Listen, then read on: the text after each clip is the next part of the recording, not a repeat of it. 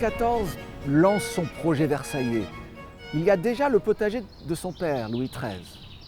Mais ce potager fait 1 hectare et demi, il n'est pas bien grand. Et donc, dans la deuxième phase de construction du château, dans les années 1670, et à partir de 1676-77 en particulier, le roi décide d'avoir un des plus grands jardins du monde, un des plus grands jardins nourriciers du monde. 8 hectares, c'est énorme.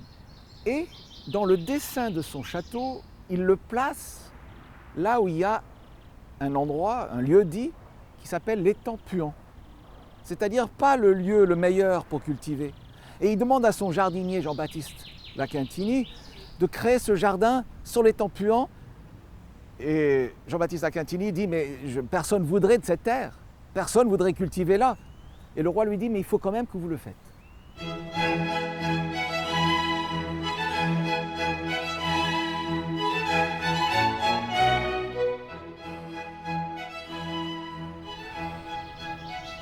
Sur cet étang Puant qu'il faut drainer, en réalité, on ne va pas faire grand-chose. On va creuser un trou à côté. En creusant le trou à côté, on fait un tas. On prend ce tas, on le met sur l'étang. Donc l'étang est plus haut et on draine dans la pièce d'eau des Suisses qui est à côté. Et ça, c'est le travail du paysagiste, c'est le modelage, c'est le déblai-remblai. C'est le premier exercice que les étudiants de cette école font en arrivant. C'est essayer de comprendre comment, en bougeant des choses de manière, les niveaux, on crée un nouvel espace. Ici, beaucoup de gens pensent que le jardin est en creux. En réalité, le jardin est déjà un tas et les terrasses sont surélevées encore. Quand on est en dessous, on est à 2 toises, 1,80 m, on va dire, plus haut que ce qu'on était au XVIIe siècle. Donc le terrain n'est absolument pas naturel, il est totalement construit. Mais une fois que ce terrain a été construit, le jardinier intervient et l'entretient de la manière que vous le voyez.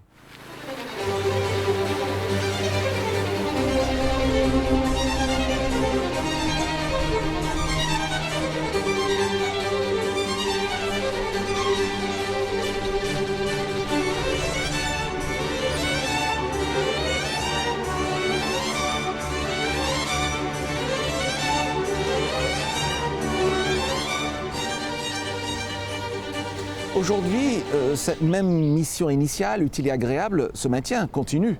Et même en tant que jardin historique, nous devons être fidèles à ce passé. Mais fidèles à ce passé, ça va au-delà de simplement reproduire le passé. C'est reproduire, ou en tout cas, vouloir se tenir au principe, c'est-à-dire être dans la nouveauté. C'est le métier de jardinier qui doit être toujours dans la nouveauté. C'est continuer à répondre aux demandes de notre société autour. Aujourd'hui, le Potager du Roi est une école, fait partie de l'École nationale supérieure de paysage. Nous sommes sous la tutelle du ministère de l'Agriculture. Et cet équilibre entre être productif et recevoir du public, être un lieu de sensibilisation à l'environnement, est essentiel à nos activités.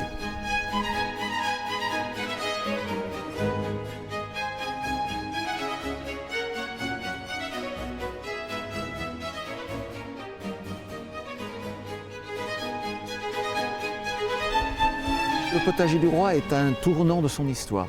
Je pense qu'on est à un moment très particulier, qu'on peut voir comme à la fois un problème et un avantage, à la fois comme une difficulté et une immense opportunité. Les jardins, les structures ont souvent un sorte de cycle centenaire.